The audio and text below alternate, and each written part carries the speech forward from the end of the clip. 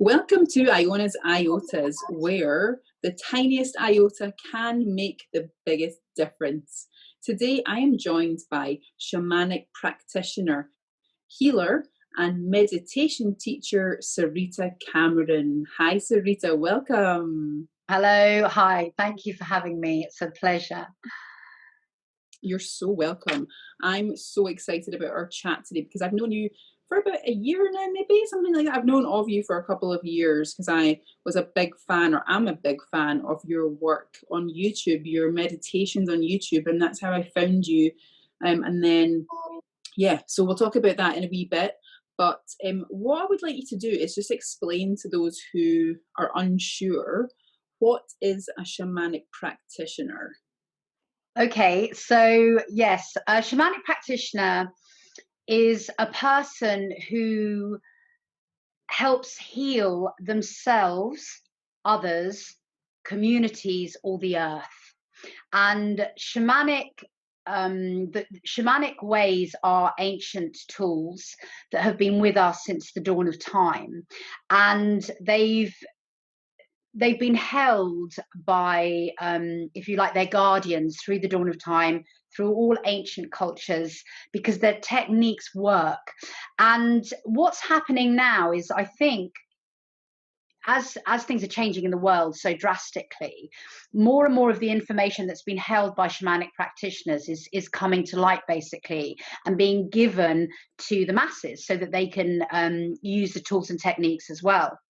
And basically, a shamanic practitioner understands that everything is consciousness, that spirit is within everything, even inanimate objects. And that's how they work. They work with the consciousness within all things, and they understand that matter is malleable. And these are the teachings that I'm taking up and out now, and which I see many, many other shamanic practitioners are doing at the same time at this point in our history, where it's so important to understand what consciousness is, and how we can elevate in our consciousness and ascend ourselves and our planet into, if you like, higher levels of reality that are more in harmony with the truth of who we are. Amazing. And we're going to talk about those higher levels in a little while. But first, can you perhaps give us a little bit of background about yourself, like your path, your journey, your story? Yeah, okay. So, I mean, I've always been, I guess, throughout my whole life on this path. And my story really began when I levitated when I was a very small child. So I don't know how old I was. I was probably, I don't know, somewhere between 3 and 5. You know what sort of childhood memories are like, but this is one of those memories that held. And basically I was looking up into a tree, and I really just wanted to be able to reach one of the branches, and I literally just came off the ground for a few moments, and then I came back down. And my brother was with me in the garden that day, and many years later, and I never sort of spoke about it, but you know, you can't have an experience like that without it changing your life. And many years later, he came up to me and he said, I saw you in the garden that day. And I knew exactly, obviously we both knew exactly what the moment was that I was that he was talking about. But I've had loads of other, if you like, existential experiences which are outside of the realm of what we would consider ordinary reality. So, for example, I've always been able to hear what people were thinking. And I used to be able to hear what they were thinking verbatim when I was young. And then when I was about, I think it was about somewhere between 12 and 14, I suddenly realized that wasn't, that I was listening to two conversations. One was being expressed, using voice, and the other conversation I was hearing was in somebody's head. And almost the moment that I noticed that talent, if you like, started to dim, it's back now, not in full force. I more know what people are thinking rather than hear their words verbatim, although I do sometimes hear their words. And I've had loads of other strange things happen to me in my life, like, seeing people pass on, and seeing ghosts and fairies and all kinds of sort of what people would consider quite crazy stuff has happened to me, but which has always been normal to me. And I've always had this sense that there was something greater beyond myself that I was longing to kind of get back to. So that I've always carried that with me. But then I did all the normal stuff, you know, went to university, got married, had children, and I actually got very ill when I had a 2-year-old and a 3-month ill. It was discovered that I had cancer of the thyroid, and I was always fairly alternative, but this kind of catapulted me, if you like, into looking at more alternative healing, as did actually having children in and of themselves. So I started to look at the alternative medicine road much more deeply, and you know, I'm completely well, and you know, I'm just got so much energy now, and I'm so much just more alive than I ever was, you know, in my teenage years, where I had kind of dampened down all of those instincts, if you like. So that started me on the alternative health road, and then I actually happened to go on a retreat, which was unusual for me. It was like the first time I'd been away from my kids for years and years and years. I went on a retreat with my mum, and the woman on that retreat told me to go to a place called the Sacred Trust. She received this kind of download that that's what I should be doing. So I don't know why, I went to this place called the Sacred Trust, and I signed up for this training, which was it's a training called the Lyceum, which is, well, it's within the body of the Lyceum, and it's training for the Melissae. And this is ancient shamanic training, which has a lineage which has been handed down woman to woman, oracally, mouth to ear, since the dawn of time. And it holds all of these practices which allow us to, if you like, become fully embodied and expressed as the truth of who we are, which, to put it simply, is God creators, really. So I was taught all of these ancient shamanic traditions, and the first moment that the lights went off in the first ceremony of this training, and I felt the spirit coming into the room, it was like I suddenly knew that I'd come home and this is what I was supposed to be doing. So that was the beginning of really stepping into my path as a shamanic practitioner. I didn't really know what I was going to do with it, and my training went on for 5 years, because I then did another training and then did a more advanced training. And my last training was as, if you like, as an oracle. And it was an extraordinarily powerful training. And by the end of that training, I made a vow that I would step into working for humanity. And ever since I made that vow, I don't know, my life has changed drastically, and I absolutely love the work I do, and I feel amazing and happy and healthy and joyful, and I'm hopefully helping lots of other people as well to become, you know, fully empowered and step into their truth and heal. And yeah, it's a fantastic job. So that's kind of my life story in a very short few sentences. Amazing. So cool. It's so awesome. And I love the levitation part, way back when you were a child. So do you think it was like something to do with your frequency? Like, did you have like a baseline frequency that was quite high, and perhaps you just, like, you know, you did it without thinking about it? Or what do you think it was? Have you ever kind of explored that? Like, well, perhaps what it was that... Well, I mean, yeah, I mean, I guess in a funny sort of way, I'm trying to get back to that now, you know. So I think what happens, or what can happen, is as children we come in, and if you like, we're empty vessels. Obviously we have things like cellular memory and ancestral trauma and conditions, if you like, and habits that we're holding, and obviously there's karma, which is the law of cause and effect. But in essence, children are quite open, and they are in an alpha brainwave state up until the age of 7. That's a hypnagogic state. That's the state that we are always trying to achieve when we are stepping into meditation. There are deeper states of being, obviously. And I think because I didn't know that you couldn't, and I wanted to be up in the tree, it was just something that came naturally to me. And my mum was incredible, because she never dampened any of those instincts within me. You know, when I spoke about I was going off to go and make a fairy house in the garden, which I did a lot. I played with fairies a lot. My mum just totally entered into this realm with me, and she never dampened me. And I think actually the women in my family have been quite psychic. And my great grandmother, who I look very much like, was definitely a white witch from what I know from her. And I think, you know, it was just a natural lineage that was handed on. So it was never suppressed in me. And my mum was very open to those kind of things. So I think I just wanted to. But I think, yes, it is to do with frequency.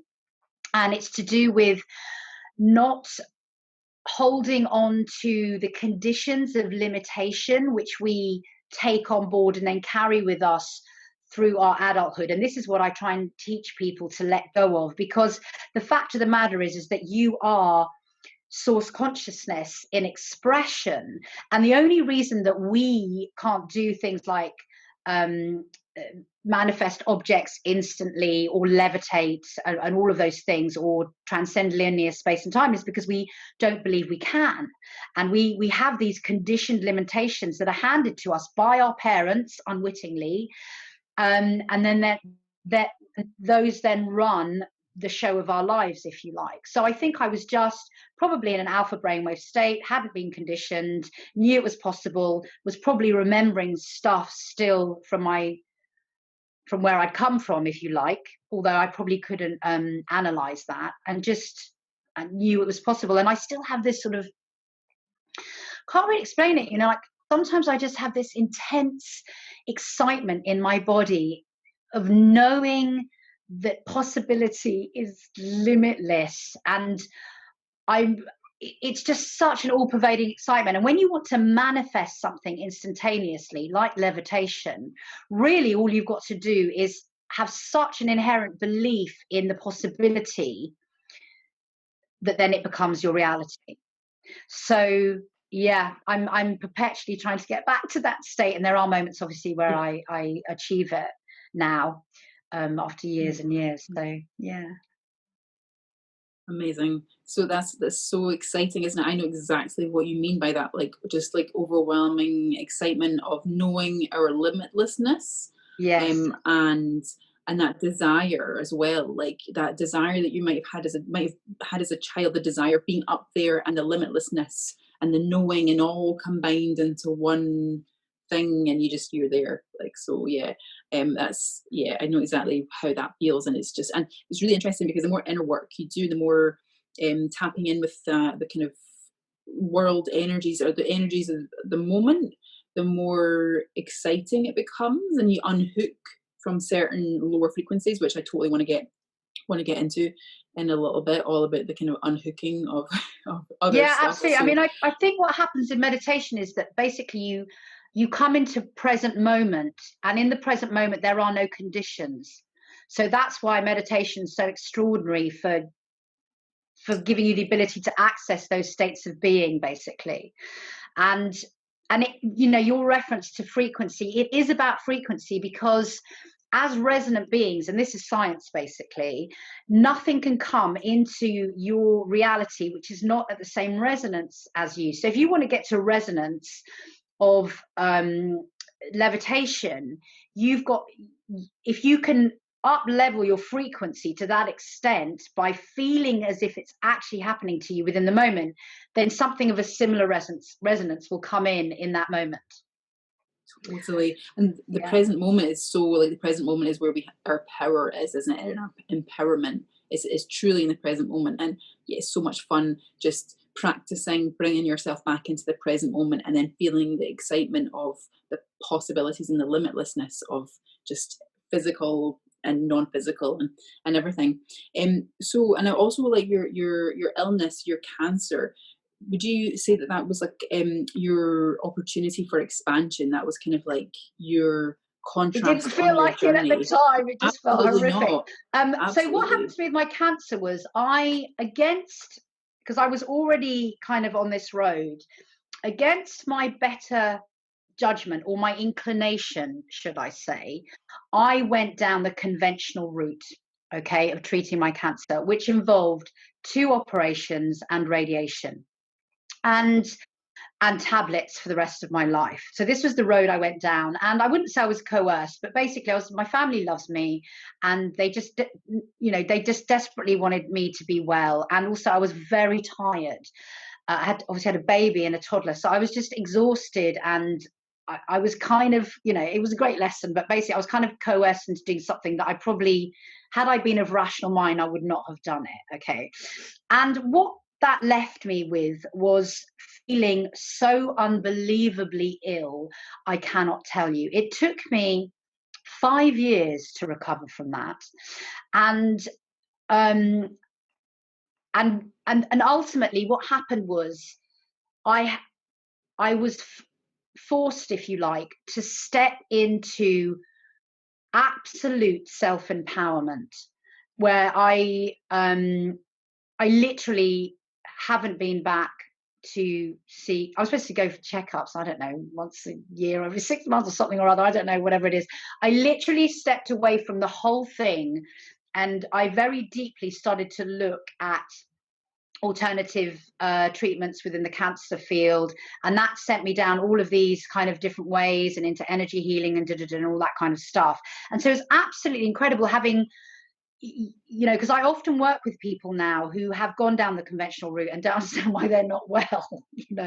It's not a route that cures, that's holistic. It doesn't deal with what actioned that manifestation. It literally puts band-aids on the top. And also it's a very disempowering road, because you're literally giving your health to someone else, and you're saying to them, you fix me because you know better than I what's good for me. And the thing is that that's never going to be the truth. And I think as a society, and this is what this taught me, and obviously my journey onwards, society as a whole has absolutely lost its inner power to us. We've lost our sovereignty and the understanding that we have free will, sovereign choice over our health in every now moment. We've stepped, and so that experience shows you about victimhood and the repercussions of agreeing to be a victim. This thing happened to me. Can you heal me? There's no accepting responsibility in any format. And I understand now that I created that cancer, which was a reflection of how I was thinking and feeling from the inside. And then it was up to me to heal myself wholly and completely from the inside out. And then my life would reflect that. And I think, talking about current circumstances, I know you want to get onto the current climate. What's happening now is that as a world, we are being fed this propaganda, this false fear-based propaganda that tells you that everyone is a victim to a virus, that they can give a virus and they can catch a virus. And if they don't listen to a body externally from themselves, a governing body or a health organization or whatever, they will get sick and die. It's like, it's the antithesis of our truth. And yeah, I'm very passionate about this. I speak to people, I go, you can't catch a virus. You can choose to express the virus or anything else, but you cannot catch anything. Really, what people are catching, if you like, is fear, fear programming. And then that's programming them to express illness. And if you look at something like the placebo effect and the nocebo effect, you understand this concept much more deeply. So that was my road of healing. And what's happened since then is every time I get ill, I now work with the illness. I work with the consciousness of the illness and what's going on within me. And it's a really interesting road. And what's happened through that road is I'm now so empowered that I fear nothing. I don't fear cancer. I don't fear dying. I don't fear any illness or disease. And that's a fantastic place to be. It's amazing. I want everyone to feel like this. Absolutely, so powerful. And I'm a big fan of Bruce Lipton's work, Dr. Bruce Lipton. Love him. Who, Biology of Belief. If anyone's interested, go and read Biology of Belief. It's a total game changer in terms of our DNA, our epigenetics, and how we can actually change our bodies just based on how we feel about things. And I think that's so powerful. And I also how do you, Sarita, feel about diseases and illnesses and cancers and things being a manifestation of an energetic displacement or an emotional vibrational thing that's not really been expressed or healed or brought to the surface to be cleared? Yeah, absolutely. I would definitely say that. So basically, um, well, illness is complicated because you've got what's going on with you in this lifetime, and you've got what you've come in with, basically. But it's important to understand that everything comes from energy. So you've got energy. Thermodynamic, I'm not a scientist, but I'm going to explain this as simply as I can. So thermodynamic free energy exists in the quantum field, okay? And it's just, think about super fast, super powerful energy that can birth universes. And then with our thoughts and feelings, what happens is we call that energy towards us, and it kind of, our thoughts and feelings obviously is our mental and our emotional plane of existence. And so with our thoughts and feelings, we call that energy down towards us, and it gets denser and denser and denser, and it manifests into our physical reality on this physical plane. And that's the same for anything that you're looking at, because basically we're living in a holographic universe. And the easiest way to understand this is pretend you're in a video game show where everything's made of light, and your heart and your mind are the control panels, okay? So everything that you think and feel is being created, okay? So everything's coming in. Now, we have these incredible brains, okay? And we've got our subconscious mind, and we've got our conscious mind. And our subconscious mind is a big, massive quantum supercomputer. And most people are having 70,000 thoughts a day, and 97% of those thoughts are unconscious. So in other words, we don't know what we're thinking. And unfortunately, in our society, we tend to be programmed with detrimental ideas between the ages of 1 and 7, because as I said before, we're in a hypnagogic state. Kids absorb information.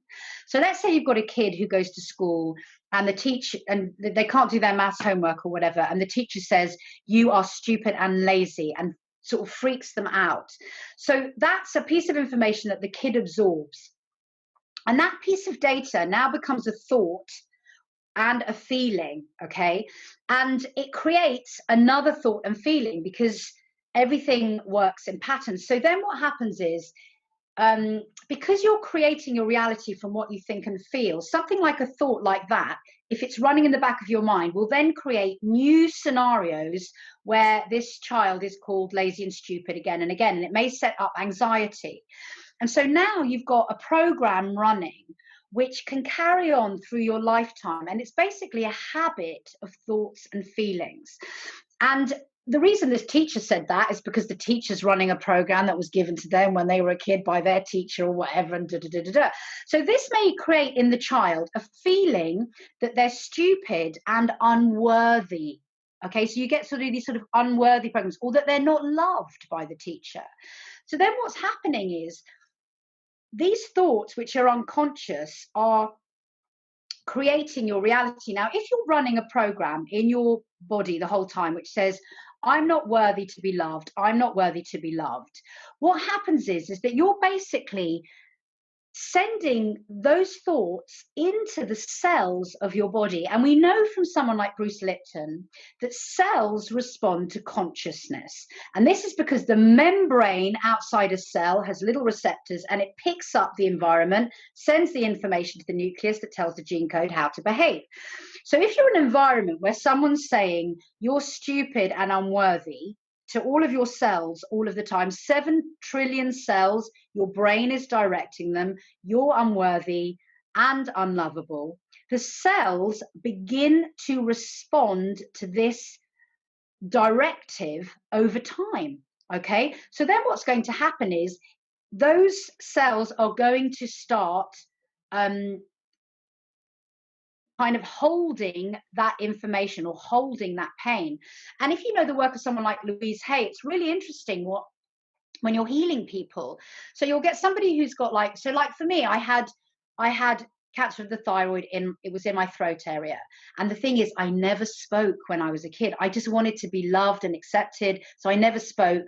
That was a program that was given to me, which I picked up. So I never spoke how I was feeling. And so all my illnesses came into my throat, and it manifested in my thyroid, in my throat area. And you see this again and again. People who don't know you know, what direction to go in life, issues with their feet. People who feel unsupported, issues with their back. People who are not connected with their family in a deep way, autoimmune conditions, you know, brain tumors, overthinking. It's just on and on and on. Ears, what aren't you listening to? What don't you want to hear? It goes on and on and on and on. So basically, we're programming ourselves. Your body is a community of cells, and your brain and your heart are the leaders.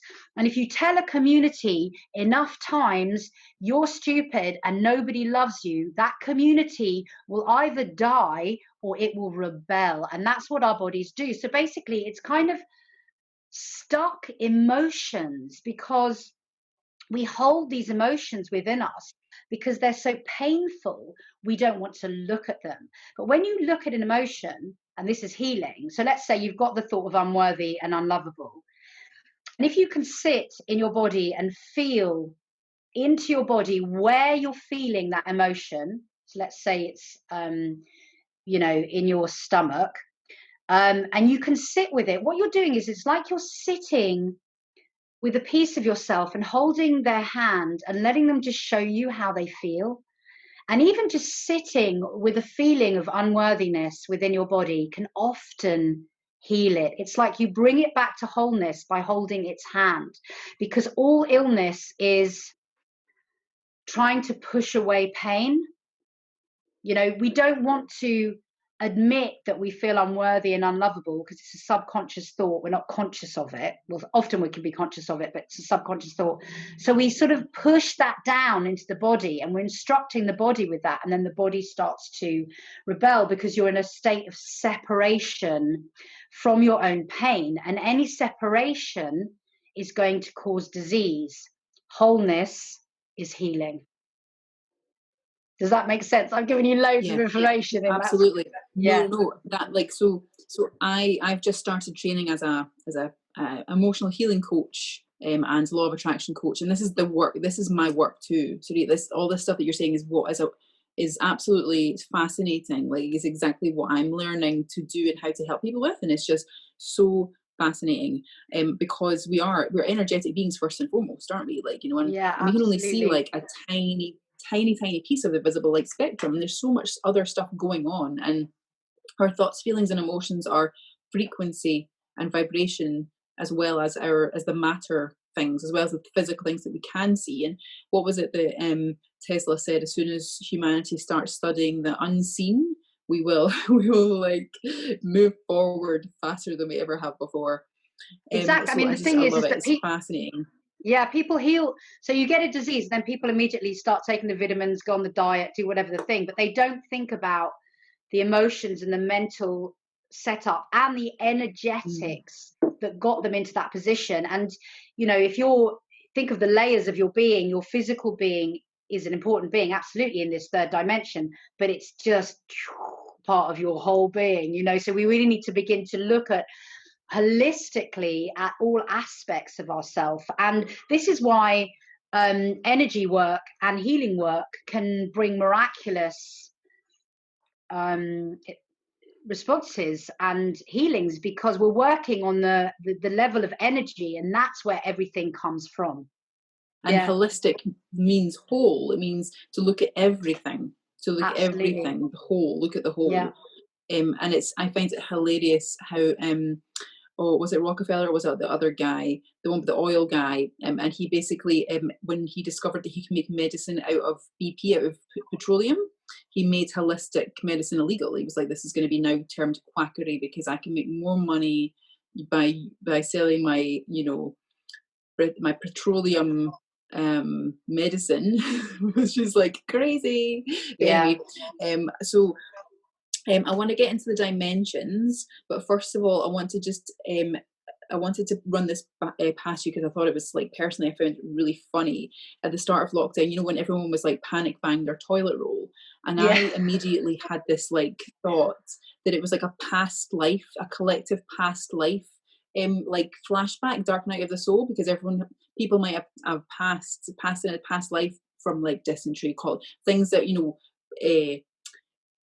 sanitation, the kind of like themed diseases and stuff, and because everyone's got a major problem with loss and death, Do you know what I mean? Because everyone's just like so afraid of death and loss. They're automatically going back to their past life, which perhaps they had a past life during the plague or whatever, blah blah blah, and they're just like toilet roll. They were like toilet roll. I think what's happening, I mean, yeah, possibly you're quite correct, but what I think is actually happening is we're experiencing, if we choose, the end of karma. So you're right in a way, because excuse me, what happened is, as we had this thing and everybody had to face the potential of their own death, it brought up past life trauma, because we've now got the opportunity to heal all of this past life trauma. And that's what's happening. That's, you know, COVID's incredible. It's the veil of reality is lifting. And you can really see that there are two camps around this virus. There's the people who are scared of dying, and there's the people who are scared of control. And like, I would fall in the control camp, because so what you find is the people who have faced death and everything are now going, now I need my freedom, don't take away my freedom, now I found it, kind of thing. So we're all facing our fears collectively, and fear is a very third dimensional state of being. And I think you're right, because we're holding cellular memory of our past lives, whether we're conscious of it or not. And obviously with certain practices you can become conscious of your past lives, but if you haven't tried modalities like that, and then something like this comes up, I think, and you're talking about past lives which are not that past. Do you know what I mean? So they were probably more easily remembered in terms of your particular theory. But I think as a collective, we are holding cataclysmic trauma left from the Atlantean age. And this is something that I've seen come up and again in some of my research, is that it was exactly the same thing that happened. We're in a kind of a cycle which is related to the Atlantean cataclysm. And what happened with them is they took technology too far away from their spirit, and Mother Earth said, And so, as far as I'm aware, and I just don't know if this is verified, but some of the survivors from the Atlantean time then became the bloodlines of the leaders, the Illuminati, who are running the world today. And then the whole cycle started again to give us an opportunity, this time, to choose spirit over, you know, I don't know what you would call it, material gain, or, you know, just to choose spirit over, I don't know what the opposite of spirit is. I don't know. The darkness, the kind of the materialism, it's the materialism, really. It's like the anti-human, the transhuman agenda, basically. So it's like, what are we going to choose at this point in our reality? And you just see so many people going, oh, please tell me what to do, and please just inject me with a load of toxins. That's great. And I don't need sunlight, and I don't need to go out of my house or hug anybody. I'm good. I'm so scared. I'll just stay here. And then you've got other people actually going, why is this happening? What does this all mean? And who am I within this context? Sure. Something that I'm really, really excited about just now is encouraging people to find their own freedom and feel freedom. So what does freedom mean to them? What does freedom mean to you? Like, feel your freedom, because it starts with an emotion, it starts with a feeling. And if people struggle feeling the freedom, then why is that? Why do you believe that you don't have freedom? And it's just really, I find the whole thing fascinating, because it has to, if we want to make a change, if we want to be free, sovereign, you know, if we are free and sovereign, but if we want to show others and set an example on a wider worldwide scale, then it really starts individually, doesn't it? Making the choice individually to say, do you know what, like, I'm a free sovereign being, and here's why, and here's how I'm going to practice that freedom on a daily basis. And I love the whole concept of freedom, and how it brings up so much, like, you know, all that stuff ready to be cleared. Yeah, absolutely. And I think this is what the calling is now. But it's, you know, because I find myself sometimes getting frustrated with people, and I have to remind myself, we've been conditioned since birth This is not a joke. You know, like generations before are conditioning us unwittingly. You know, we turn on the TV, every single thing is conditioning us, because basically we're made of encoded light frequency information, and everything that it's coming at us through our eyes, our ears, our touch, taste, sound, smell, sixth sense, seventh sense is information, and we've been utterly programmed. So it's actually no easy feat to break out of that programming. And then once you're out, and most people only break out because they experience some kind of trauma in their life, you know, big trauma is what tends to push people onto the spiritual path. And so then you finally are on the spiritual path, and then you're like in the minority, and everybody thinks you're a nutter because you're talking about living from your heart, and the conditioning is that that's just you know, ridiculous, just pants and airy fairy. Why would wackery? Yeah, it's wackery, and you're not in the real world, and all of those things. And the conditioning runs so deep, and this is why things like meditation and doing your inner work are so important, because unless you do your inner work, you can't remove the conditions. And I've been doing this work for so long now, and I'm still running from conditions. I'm obviously I'm much more aware of them, but it's just so much work. No wonder people don't want to do it, and it's daunting, and it's terrifying, and it's hard to step out and into that. And it's hard, you know, for example, you know, I'm not going to wear a mask, so I go around and I know I'm doing it for the highest good of humanity. This is the way I express my love, because I know I can't give anyone a disease. I just know it. And I know that I can't catch a disease unless I choose. But they don't know it. They think I'm trying to kill them, or I'm being irresponsible. And I have to hold that and still choose my sovereign path, and maybe come up against authority, or all of those things. And that takes an enormous amount of courage. And I'm just talking about, you know, not wearing my mask at the shops. We have to do so much courage. We're being called to really step into courage now. This is like, there's a hardcore calling if you've woken up now. Yeah, absolutely. And sovereignty is the way, because we are God consciousness in action. If we knew how powerful we would just drop the systems like a hot brick. And we will. You know, we honestly will. This time is coming for sure, and I'm so excited about that. I want to have another conversation with you at another time about past lives, because I've had many past life journeys, both on my own and with other practitioners and stuff, and it's really exciting. And I kind of like dabbled in like the past lives of Mars, on Mars, and Maldek, the planet that's now the what do you call it, the asteroid belt.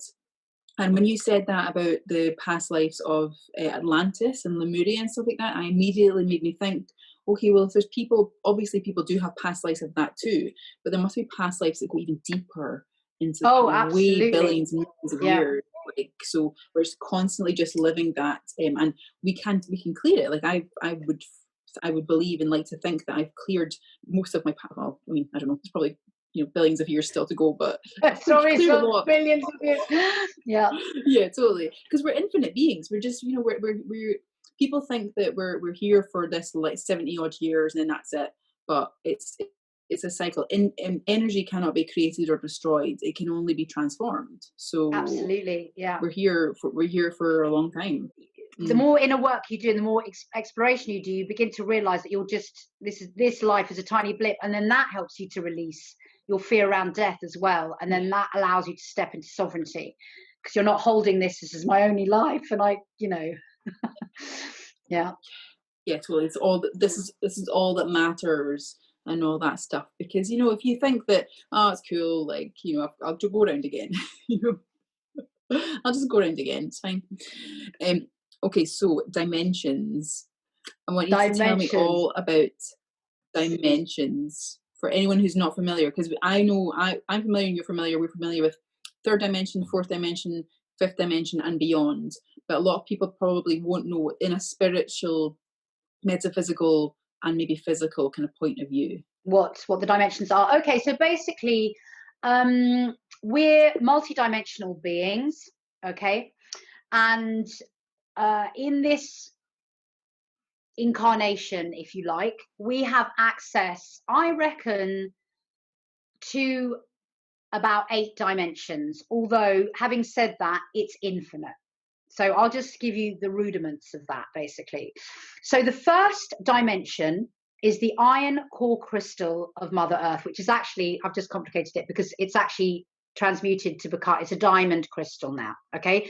And scientists have found this. It's absolutely dense, and scientists are now beginning to understand that gravity exists there, which is what holds us to the earth. So that's the first dimension of the earth. The second dimension is the layers between the first dimension and the crust of the earth, okay? And in spiritual terms and energetic terms, that's what we've come from. We've come from that. Everything about us has come from the earth. Everything on the earth, every car, whatever you're looking at, has come out of the earth, okay? We're all made from the earth. We've got all the same minerals, bacteria, viruses, everything within us. So at some point, we evolved from the first dimension into the second dimension, which contains all the viruses, minerals, bacteria, and everything that we all have within our body. We've got exactly the same components, copper, iron, all of those things within us, okay? And then we evolved into third dimensional beings, okay? So third dimension, we're 3D beings. This is our physicality, okay? But all dimensions exist. You could think of it as layers overlaying one another. The fourth dimension is all of our thoughts and feelings. It's like the archetypal energies of the collective of humankind, and potentially animals as well, like creatures upon the earth. So when we dream at night, we go into the fourth dimension and into higher dimensions. And so the fourth dimension holds all of our thoughts and feelings. So let's say you've got, and it contains archetypal energies as well. So let's say you've got people who massively want to be vaccinated. That's, if you like, an archetypal energy. It's like a group of people's thoughts and feelings around that. And then you might have another group of people who just don't believe in vaccination. Archetypal energies. And there's some classic archetypal energies out there. There's kind of the savior, there's the rescuer, there's the victim. You've got all of these kind of archetypal energies, and it's just full of thoughts and feelings, and it's a right soup of chaos. Okay, so you can imagine you've got all the happy thoughts and feelings, all of the awful thoughts and feelings. And when you're using telepathy with people, we all know what happens when the phone rings, and we know it's somebody on the other, who it is on the other end, and we suddenly feel like we've got to talk to somebody, and then they message us. All of that telepathy, that communication is happening in the fourth dimension. Okay, so we're very much part of that dimension. All of our manifest reality comes from the thoughts and feelings of the fourth dimension. So it's really important to be able to navigate the fourth dimension without being sucked into some of the denser chaos within that dimension. And what's happening now is people are being sucked into the fear. We've got this massive groups of fear, and people are being affected by it because it's quite hard to navigate through all of that cloudy mush and stay light and sovereign. So all dimensions, in a way, have layers to them. So think that the fourth dimension is like this, and we're here on the third dimension. This is really basic because it's actually all around us. So basically, as you go up through the layers of the fourth dimension, your frequency would have to get higher or lighter or faster to go up. Okay, so first dimension is dense, second dimension slightly less dense, third dimension we're quite dense, fourth dimension not physically tangible, but we all know it's there. So we go through the layers of the fourth dimension, and what we're doing now is we're beginning to ascend into fifth dimensional consciousness. So fifth dimensional consciousness, I'm showing you in layers like this, but actually it's accessible in all around us. And so as you can access fifth dimensional consciousness, you're becoming lighter and higher in your vibration. And think of things like love, joy, harmony are high light vibrations, hate, anger, miserable, low dense vibrations. So in order to access that higher level of reality, you've got to have higher levels, higher vibratory feelings, if you like. And also, to access the fifth dimension, you need to be in your heart center. And this is because the third dimension and the fourth dimension are dualistic states of being: black, white, up, down, sad, happy. We understand one because we understand the other. Okay, so we're in this dualistic state of being, and as you go into the fifth dimension, there's no more duality, and we accept all of it as us. And once you accept all of it as us, you come into healing, which is what I spoke about earlier.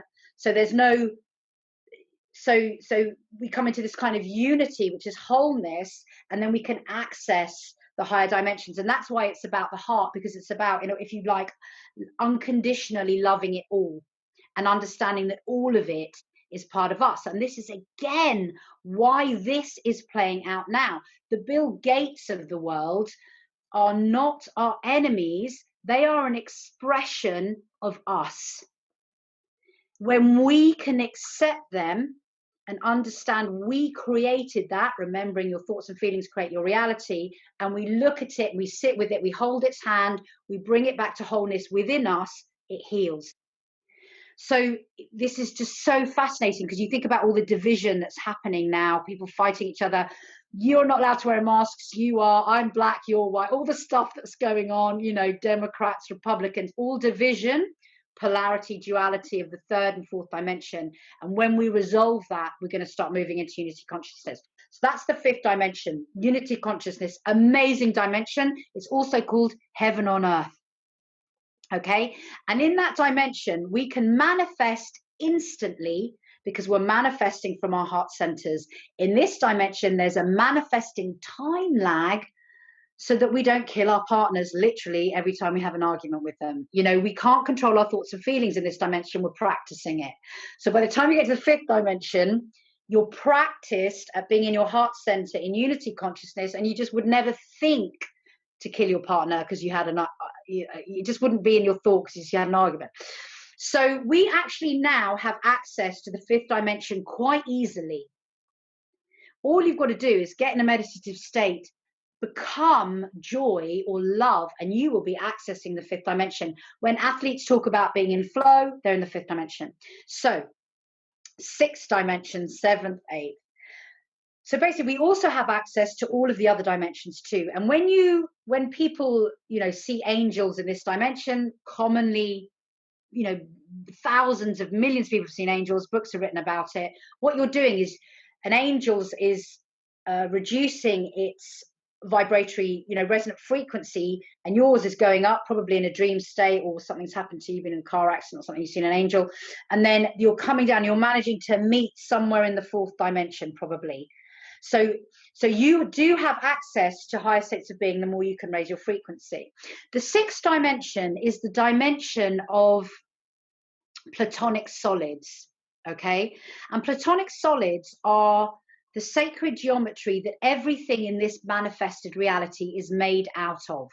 Okay, and if you want to go and study something like the flower of life and Drumvolo Melchizedek, he will explain everything is made of sacred geometry. You see it with the way snail shells are and flowers and all of that perfection in nature.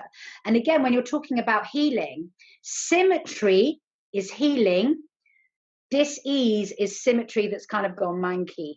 So if you look at the Dr. Emoto water experiments, that's classic. He put water under a microscope, sent love into one glass of water, hate into another, and you see the divine symmetry. The love looks like beautiful snowflakes, the hate just goes all manky and everything just comes apart. Okay, so the platonic solids is a very symmetrical dimension from which everything, so everything beneath it is made. Okay, and then you go up another dimension and you're looking at sound. So sound creates platonic solids which create our reality.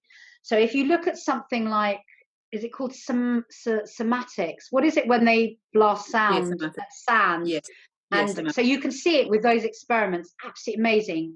Different frequencies into a bowl of sand. It makes different sacred geometric shapes. So the seventh dimension is the dimension of sound. So sometimes when you're receiving those buzzing in your ears, you're receiving information from the seventh dimension, basically. And what makes the sound in the seventh dimension is light from the eighth dimension. So we're talking about the light of source consciousness. Everything is light encoded frequency information, and it comes down through all the layers of the dimensions, and it manifests eventually into this. So the dimensions are really fascinating, and I've explained them as layers like this, but basically think of yourself as in a bubble. You have access to all of those dimensions just by changing your frequency. So if you can get into a frequency of the eighth dimension, you will literally see beings from the eighth dimension. It's like every being in every universe and everything is all around you now. What frequency are you at? That's why sometimes, you know, you let go of friends and you just move beyond them and you're in a completely different frequency and you just never see them again. They just completely disappear out of your life. They've just on a completely different frequency. You just can't see them. Everything that's coming into your life, somewhere within them must have a vibrational match to you, or you wouldn't be able to perceive them in your reality. How's that for a quick lesson on dimensions? Phenomenal. Phenomenal. Thank you so much for that. That's awesome. I've got some questions. So the space time, where does space time fit into this? Is that in the fourth dimension? Where would space time be? Like? Okay, so it depends what you mean by space time. So in the third dimension, we are living in linear space and time. Okay, so we go past. Well, this is how we perceive it: past, present, future. But it's just a perception. It doesn't really exist. And it's a condition that we collectively chose to have so that we could measure how well we were evolving. What we've done is we've used it as a label of measurement to stress us the hell out, basically. So the truth of the matter is all time exists in the now.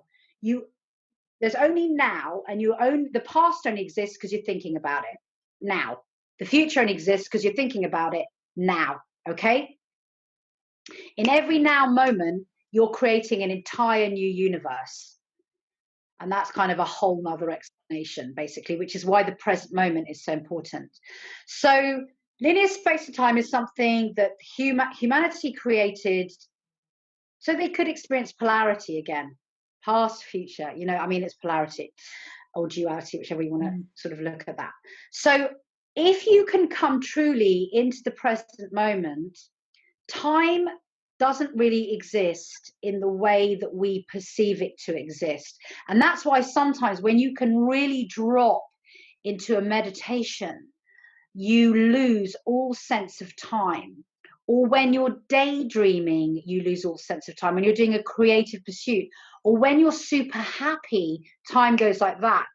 When you're totally miserable, it lasts forever.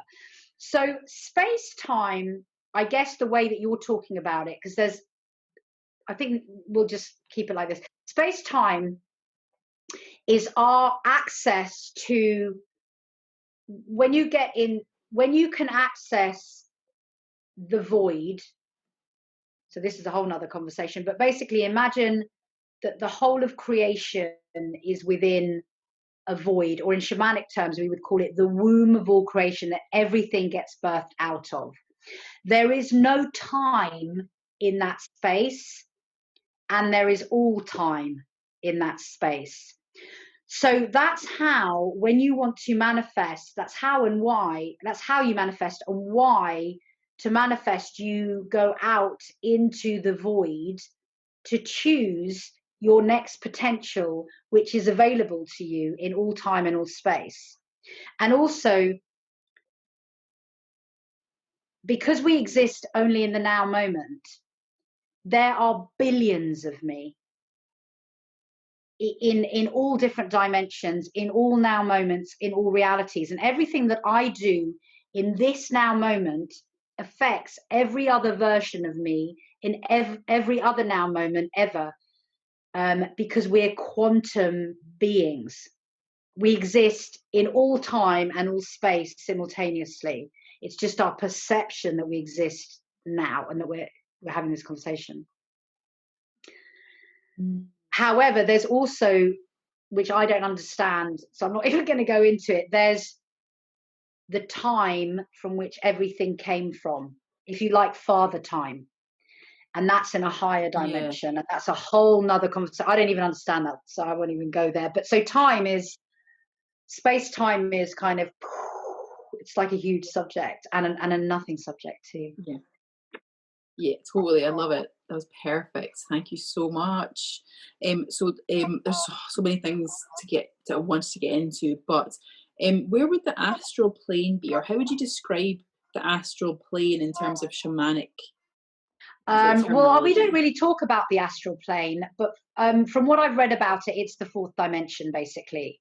So, you know, that's where you're going when you're dreaming. And from shamanic terms, when I work with my spirit guides, I am going up into the astral plane. I mean, we don't call it the astral plane. So I'm just going up, if you like, into a higher level of reality and meeting my guides there. And what I do is I up level my what I've realized now I'm doing, before I was just doing it, now I understand it better. Basically, I'm up leveling my frequency to kind of meet them. And then they work with me. Or in shamanic terms, I go into the underworld. So I work with elementals which are found in the second dimension. You know, there's plant, spirit, medicine, everything has spirit. So I actually don't work with plant spirits, but I work with animal spirits quite a lot. And, you know, I go down into the earth and I find animal spirits that want to work with me.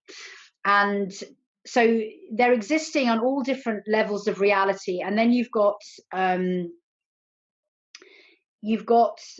spirits that work on this level, in the middle earth, if you like. And so as a shamanic practitioner, you can access different levels for specific allies that you want to work with to help you to heal people, or to heal yourself, or to heal the earth or the community, or whatever you're doing. So, but yeah, the astral plane is the fourth dimension. So when you're seeing ghosts, awesome. Yeah. You know, you're using your sixth sense, and they're wandering around. They're all here in your now moment. Your sixth sense is so in tune that you're perceiving them. Yeah. And so in order to access the astral plane awake, you need to have a very highly developed sixth sense. We're always all accessing when we sleep. And then also the appreciation for the third dimension, I guess, is when you move up the frequencies into the fifth dimension, you're really being aware of how the third dimension really is like here for us. And it's, you know, having the appreciation that we created it, we manifested all the things and the stuff that's happening. And it's really here for our expansion, so that we can clear it and then move up to the fifth dimension. Or not, as you choose, because everything is a free will choice. So, yeah, I mean, when you understand that that you're here, that in every moment you're evolving, because obviously in every moment we're learning something, whether we know it or not, there's information coming at us, like frequency information the whole time. So this conversation, I'm learning something from you, so I'm expanding my awareness. That's it. Even if I'm not aware, that's what's happening. So in every moment I'm expanding my awareness, and everything that I'm creating from this control in this holographic universe is teaching me something about myself, because I'm the one with the controls. So everything is teaching me something about me. And that's allowing me to evolve and expand in my awareness that I'm source consciousness, that I am the all that is. And so, yes, as you step into appreciation for the third dimension, you're becoming more self-aware about your true nature. And also, it's really important to, particularly in terms of our physical bodies, appreciate our physical bodies, because it's a misconception that we're going into the fifth dimension and we just become these astral beings. We're taking our bodies with us. The fifth dimension is a higher level of reality in which we have physical bodies. It's an embodied experience.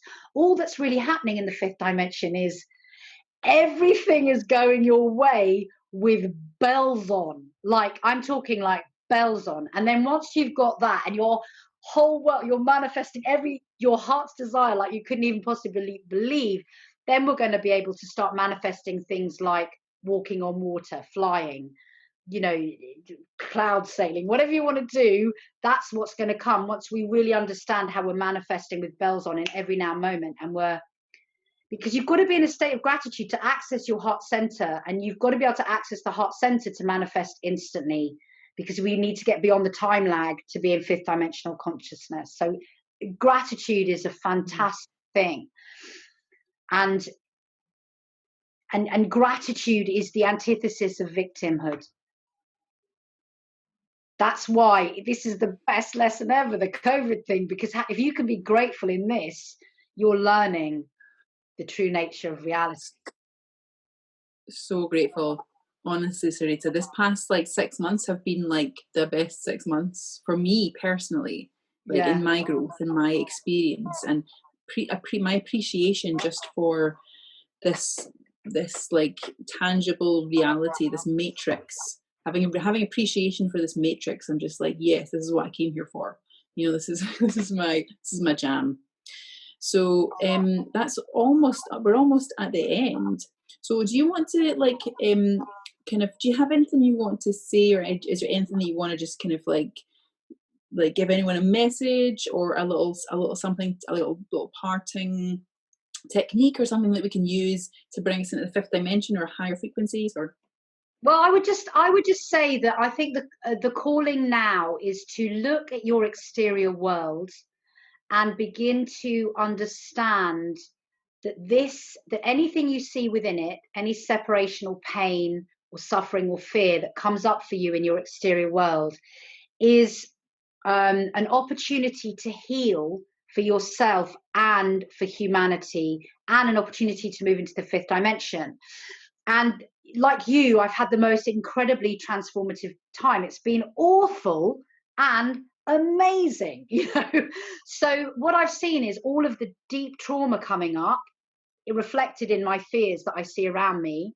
And so the calling is to see things that you can't stand, or that to scare you so much in your exterior reality, and then find them within yourself. And really the way is to go still. Let's say you see you're scared of being vaccinated. So that's a fear of someone controlling you. So then you need to close your eyes and go into your body, feel where that fear is, sit with it, and breathe into it, and allow it to be what it is, and love it anyway. And the reason I'm telling you this, even though I know we've had this conversation about this, is because you're an alchemist. This is what human beings do. We take one thing, trauma, we mix it with another thing, breath and attention. It doesn't have to be those three things. We can alchemize anything. And as we alchemize things within these extraordinary bodies of ours that people think are just physical bodies, they are not. These are God creation laboratories. We mix those three things.